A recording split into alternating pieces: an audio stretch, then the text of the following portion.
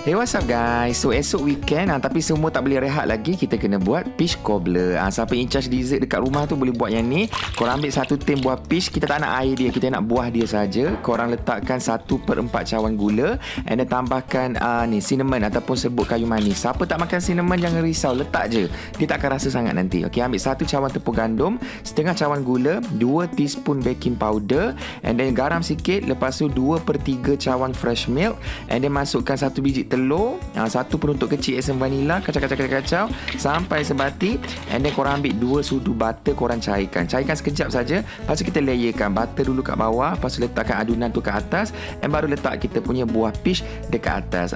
Jangan gaul-gaul, jangan terbalikkan, jangan kacau, mix, biar macam ni saja. And then lepas tu bakar dalam oven pada suhu 175 Celsius selama 40 minit. Dia akan keluar cantik golden brown macam ni. Boleh serve makan panas-panas. Buat buka puasa boleh, tapi I think better makan time morih kot lagi enjoy. And letakkan aiskrim vanila kat atas. Sangat sedap. Tolonglah buat, simple saja. Jangan give up lagi. I know you can do it. Kita teruskan buat assignment ni one by one sampai jadi. Oh, sedap ya.